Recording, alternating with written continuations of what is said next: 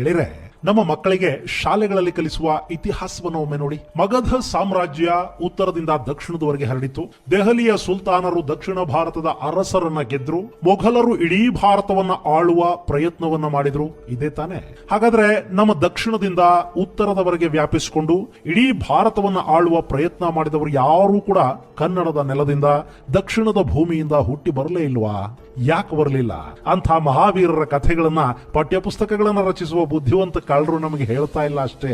ಗೆಳೆಯರೆ, ಸಾಲು ಸಾಲು ಬಲಿಷ್ಠ ಅರಸರನ್ನ ಕೊಟ್ಟ, ಗುಲ್ಬರ್ಗಾದಿಂದ ದೆಹಲಿಯವರೆಗೆ ಆಳ್ವಿಕೆ ಮಾಡಿದ್ದ ಅತ್ಯಂತ ಬಲಿಷ್ಠ ಸಾಮ್ರಾಟರನ್ನ ಈ ನಾಡಿಗೆ ಕೊಟ್ಟ ವಂಶದ ಬಗ್ಗೆ ನಾನಿಲ್ಲಿ ನಿಮಗೆ ಹೇಳೋದಕ್ಕೆ ಹೋಗ್ತಾ ಇದ್ದೀನಿ. ಅದು ದಕ್ಷಿಣದ ದಿಗ್ವಿಜಯದ ಜೊತೆಗೆ ಲಂಕೆಯನ್ನ ಕೂಡ ಗೆದ್ದು ಬೀಗಿದ್ದ ಕಲಿಗಳಿದ್ದ ವಂಶ.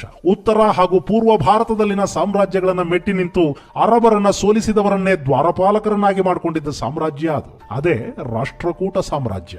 ಸ್ನೇಹಿತರೆ, ರಾಷ್ಟ್ರಕೂಟರು ಅಂದ ಕೂಡಲೇ ನಿಮ್ಮೆಲ್ಲರ ಕಣ್ಣು ಮುಂದೆ ಅಮೋಘ ವರ್ಷನ ರೂಪ ಬಂದು ನಿಲ್ಲಬಹುದು. ಆದ್ರೆ ಅವನಿಗಿಂತ ಮಿಗಿಲಾದ ಶೌರ್ಯವನ್ನು ಪ್ರದರ್ಶಿಸಿದ್ದ ಸಾಮ್ರಾಟರನ್ನ ಆ ವಂಶ ಕಂಡಿತ್ತು. ಅಷ್ಟೇ ಅಲ್ಲ, ಕನ್ನಡದ ನೆಲದಲ್ಲಿ ಸಾಮ್ರಾಜ್ಯವನ್ನು ಸ್ಥಾಪಿಸಿ ದೇಶದಾದ್ಯಂತ ಅದರ ಬೇರುಗಳು ಹರಡುವಂತೆ ಮಾಡಿದ್ದ ಆ ರಾಷ್ಟ್ರಕೂಟರ ವಂಶಸ್ಥಾಪಕನ ಬಗ್ಗೆ ಹೆಚ್ಚಿನ ಮಂದಿಗೆ ಗೊತ್ತಿರುವ ಸಾಧ್ಯತೆ ಕಡಿಮೆ. ಹಾಗಾದ್ರೆ ಯಾರು ಆ ಕಲಿವೀರ?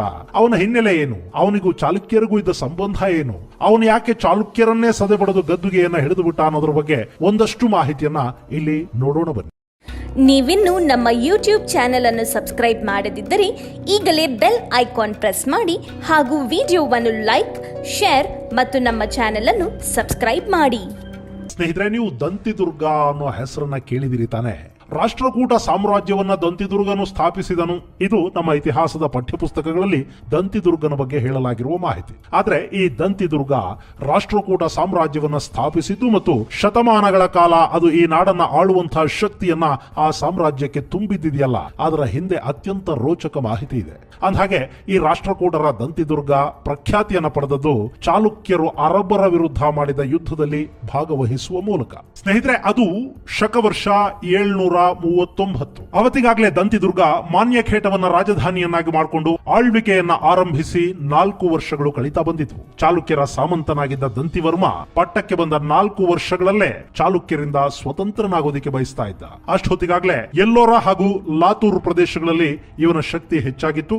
ಇಷ್ಟಾದ್ರೂ ಕೂಡ ಚಾಲುಕ್ಯ ಸಾಮ್ರಾಜ್ಯದ ಆಧಿಪತ್ಯ 2ನೇ ವಿಕ್ರಮಾದಿತ್ಯನ ಕೈಯಲ್ಲಿದ್ದ ಕಾರಣ ದಂತಿದುರ್ಗ ಸ್ವಾತಂತ್ರ್ಯವನ್ನ ಘೋಷಿಸಿಕೊಳ್ಳೋದಕ್ಕೆ ಹೋಗಲಿಲ್ಲ. ಇಂಥ ದಿನಗಳಲ್ಲೇ ಚಾಲುಕ್ಯರ ಮೇಲೆ ಅರಬರ ದಾಳಿ ನಡೀತು.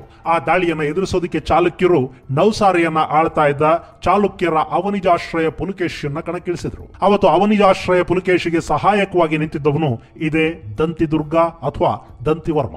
ಅವನಿಜಾಶ್ರಯ ಹಾಗೂ ದಂತಿದುರ್ಗರ ಅಬ್ಬರಕ್ಕೆ ಅರಬ್ಬರು ದಿಕ್ಕಾಪಾಲಾಗಿ ಓಡ್ ಹೋದ್ರು. ಆ ವಿಜಯದ ನಂತರ ಸುಮಾರು 14 ವರ್ಷಗಳ ಕಾಲ ದಂತಿದುರ್ಗ ಚಾಲುಕ್ಯರಿಂದ ಸ್ವಾತಂತ್ರ್ಯವನ್ನ ಘೋಷಿಸಿಕೊಳ್ಳಲಿಲ್ಲ. ಬದಲಿಗೆ ಚಾಲುಕ್ಯ ಸಾಮ್ರಾಜ್ಯದ ಉತ್ತರ ಭಾಗ ಅಂದ್ರೆ ಇವತ್ತಿನ ನಾಸಿಕ್ ನಿಂದ ಹಿಡಿದು ಮಧ್ಯಪ್ರದೇಶದವರೆಗೆ, ನೌಸಾರಿಯಿಂದ ಹಿಡಿದು ವೆಂಗಿಯವರೆಗಿನ ಪ್ರದೇಶವನ್ನ ದಂತಿದುರ್ಗ ತನ್ನ ಹಿಡಿತದಲ್ಲಿಟ್ಕೊಂಡು ಚಾಲುಕ್ಯ ಸಾಮ್ರಾಜ್ಯಕ್ಕೆ ಪರ್ಯಾಯವಾಗಿ ಆಳ್ವಿಕೆಯನ್ನು ನಡೆಸ್ತಾ ಇದ್ದ.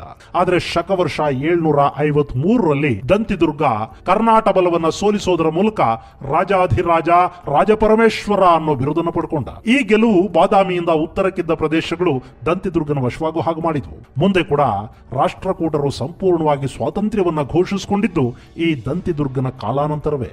ಆದರೆ ದಂತಿದುರ್ಗ ತನ್ನ ಆಡಳಿತ ಕಾಲದಲ್ಲಿ ರಾಷ್ಟ್ರಕೂಟರ ವಂಶಕ್ಕೊಂದು ಭದ್ರ ಬುನಾದಿಯನ್ನಂತೂ ಹಾಕುವುದ. ಸ್ನೇಹಿತರೆ, ಈ ದಂತಿದುರ್ಗನ ಆಳ್ವಿಕೆ ಆರಂಭವಾಗಿದ್ದು ಸಾಮಾನ್ಯ ಶಕ 735ರಲ್ಲಿ. ದಂತಿದುರ್ಗನನ್ನ 2ನೇ ದಂತಿವರ್ಮ ಅಂತ ಕರೆಯಲಾಗ್ತಾ ಇತ್ತು. ಇವನು 1ನೇ ಇಂದ್ರ ಅನ್ನೋ ಚಾಲುಕ್ಯರ ಸಾಮಂತ ಅರಸನ ಮಗನಾಗಿದ್ದ. ಇವನ ತಾಯಿ ಭವನಾಗ ಗುಜರಾತ್ ಚಾಲುಕ್ಯರ ಮನೆ ಮಗಳು. ಆಕೆಯನ್ನ ಲಾಟ ಪ್ರದೇಶ ಅಂದ್ರೆ ಇವತ್ತಿನ ಲಾತೂರ್ ಪ್ರದೇಶದಲ್ಲಿ ಆಳ್ವಿಕೆ ನಡೆಸ್ತಾ ಇದ್ದ 1ನೇ ಇಂದ್ರ ಮದುವೆಯಾಗಿದ್ದ.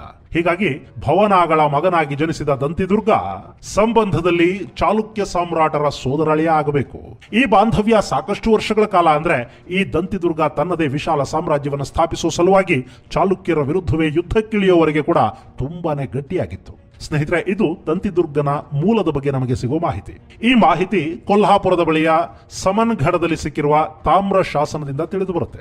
ಆ ಶಾಸನದ ಉಲ್ಲೇಖದಂತೆ ಶಾಲಿವಾಹನ ಶಕ 675ರಲ್ಲಿ ಅಂದ್ರೆ ಸಾಮಾನ್ಯ ಶಕ 753ರಲ್ಲಿ ಈ ಶಾಸನವನ್ನು ಬರೆಸಲಾಗಿದೆ. ಇದು ದಂತಿದುರ್ಗನ ಜೀವಿತಾವಧಿಯಲ್ಲೇ ಅಂದ್ರೆ ಅವನು ಬದುಕಿದ್ದ ದಿನಗಳಲ್ಲೇ ಬರೆಸಲಾದ ಶಾಸನ. ಗೆಳೆಯರೆ, ಇಲ್ಲಿ ಶಾಲಿವಾಹನ ಶಕೆಗೂ ಸಾಮಾನ್ಯ ಶಕೆಗೂ ಇರೋ ವ್ಯತ್ಯಾಸವನ್ನ ನಿಮಗೆ ಹೇಳ್ಬಿಡ್ತೀನಿ ಕೇಳಿ. ಇವತ್ತಿಗೂ ಕೂಡ ನಮ್ಮ ಪಂಚಾಂಗಗಳಲ್ಲಿ ಲಗ್ನ ಪತ್ರಿಕೆಗಳನ್ನು ಬರೆಸುವಾಗ ಶಾಲಿವಾಹನ ಶಕ ಅಂತ ಬರೆದಿರುವುದನ್ನ, ಇವತ್ತಿನ ವರ್ಷಕ್ಕಿಂತಲೂ ಅದು ಕಡಿಮೆ ಇರುವುದನ್ನ ನೀವು ನೋಡಿರಬಹುದು. ದಕ್ಷಿಣ ಭಾರತದ ಪಂಚಾಂಗ ಪದ್ಧತಿಯಲ್ಲಿ ಶಾಲಿವಾಹನ ಶಕೆ ಅಂತಲೂ, ಉತ್ತರ ಭಾರತದಲ್ಲಿ ವಿಕ್ರಮ ಶಕೆ ಅಂತಲೂ ಕಾಲಮಾನವನ್ನು ಗುರುತಿಸಲಾಗ್ತಾ ಇತ್ತು. ಬ್ರಿಟಿಷರು ಭಾರತಕ್ಕೆ ಬರೋವರೆಗೆ ಇದ್ದ ಪದ್ಧತಿ ಇದೇನೆ. ಇನ್ನು ಮುಸ್ಲಿಂ ಅರಸರು ಅವರ ಶಾಸನಗಳಲ್ಲಿ, ಫರ್ಮಾನಗಳಲ್ಲಿ ಹಿಜರಿ ಶಕೆಯನ್ನ ದಾಖಲು ಮಾಡ್ತಾ ಇದ್ರು. ಅದು ಇಸ್ಲಾಂ ಕ್ಯಾಲೆಂಡರ್ ಪದ್ಧತಿ. ಇನ್ನು ಇಲ್ಲಿ ಶಾಲಿವಾಹನ ಶಕೆ ಇದೆಯಲ್ಲ, ಇದನ್ನ ಆರಂಭಿಸಿದ್ದು ಗೌತಮಿ ಪುತ್ರ ಶಾತಕರ್ಣಿ. ಕ್ರಿಸ್ತ ಶಕ ಅಂದ್ರೆ ಇಂಗ್ಲಿಷ್ ಕ್ಯಾಲೆಂಡರ್ ಶುರುವಾದ 78 ವರ್ಷಗಳ ನಂತರ ಈ ಶಾಲಿವಾಹನ ಶಕೆ ಶುರುವಾಯಿತು. ಅದಕ್ಕೂ ಮೊದಲು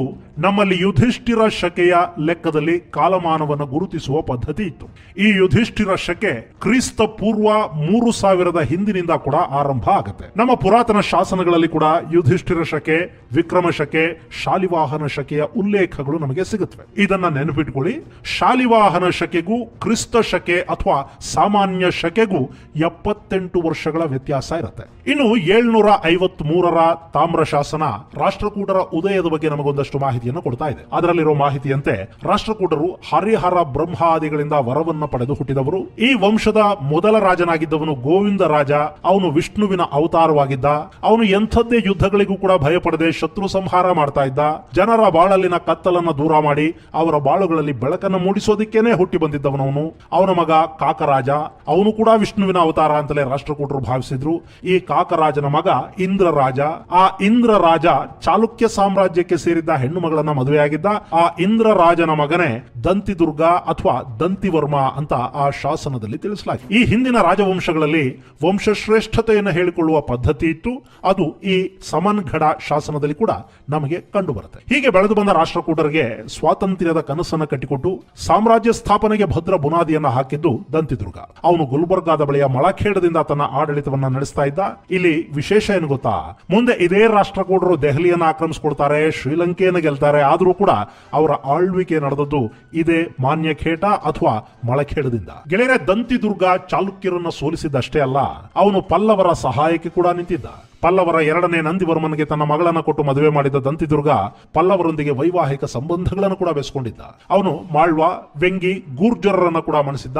ಇದೇ ದಂತಿದುರ್ಗನ ವಿರುದ್ಧವೇ ಮೊದಲನೇ ನಾಗಭಟ ಸೋಲನ್ನ ಅನುಭವಿಸಿದ್ದು. ಹಾಗೂ ದಂತಿದುರ್ಗ ಉಜ್ಜಯಿನಿಯಲ್ಲಿ ಯಾಗ ಮಾಡುವ ಸಂದರ್ಭದಲ್ಲಿ ಅವನ ದ್ವಾರಪಾಲಕನಾಗಿ ಈ ನಾಗಭಟ ನಿಂತಿದ್ದಂತೆ. ಆ ನಂತರವೇ ಗುರ್ಜರರ ಹೆಸರಿಗೆ ಪ್ರತಿಹಾರ ಅನ್ನೋ ಹೆಸರು ಸೇರಿಕೊಳ್ತು. ಇಲ್ಲಿ ಪ್ರತಿಹಾರ ಅಂದ್ರೆ ಬಾಗಿಲು ಕಾಯುವವನು ಅಂತ ಅರ್ಥ. ಹೀಗೆ ಚಾಲುಕ್ಯರ ಸಾಮಂತನಾಗಿದ್ದಾಗಲೇ ದಿಗ್ವಿಜಯ ಯಾತ್ರೆಯನ್ನ ಕೈಗೊಂಡಿದ್ದ ದಂತಿದುರ್ಗ ಸಾಮಾನ್ಯ ಶಕ 756ರಲ್ಲಿ ಇಹಲೋಕವನ್ನ ತ್ಯಜಿಸ್ತಾನೆ. ಆ ನಂತರದಲ್ಲಿ ರಾಷ್ಟ್ರಕೂಟರ ಅಧಿಕಾರವನ್ನ ದಂತಿದುರ್ಗನ ಚಿಕ್ಕಪ್ಪ ಮೊದಲನೇ ಕೃಷ್ಣ ವಹಿಸಿಕೊಂಡ.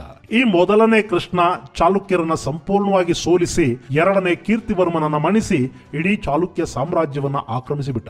ಒಂದಷ್ಟು ವರ್ಷಗಳ ಕಾಲ ಗಂಗರ ಶ್ರೀಪುರುಷ ರಾಷ್ಟ್ರಕೂಟರ ಕೃಷ್ಣನಿಗೆ ಪ್ರತಿರೋಧವನ್ನ ಒಡ್ಡಿದನಾದರೂ ಕಡೆಗೂ ಅಲ್ಲಿ ರಾಷ್ಟ್ರಕೂಟರಿಗೆ ಜಯ ಲಭಿಸಿತ್ತು. ಹೀಗಾಗಿ ಕಾವೇರಿಯಿಂದ ನರ್ಮದೆಯವರೆಗೂ ರಾಷ್ಟ್ರಕೂಟ ಸಾಮ್ರಾಜ್ಯ ವಿಸ್ತರಿಸಿಕೊಂಡಿತ್ತು. ಗುಜರಾತ್ನಲ್ಲಿನ ನವಸಾರಿ ಚಾಲುಕ್ಯರನ್ನು ಕೂಡ ಮೊದಲನೇ ಕೃಷ್ಣ ಸದೆಬಡಿದು ಇಡೀ ದಖನ್ ಪ್ರದೇಶಕ್ಕೆ ಸಾಮ್ರಾಟನಾದ.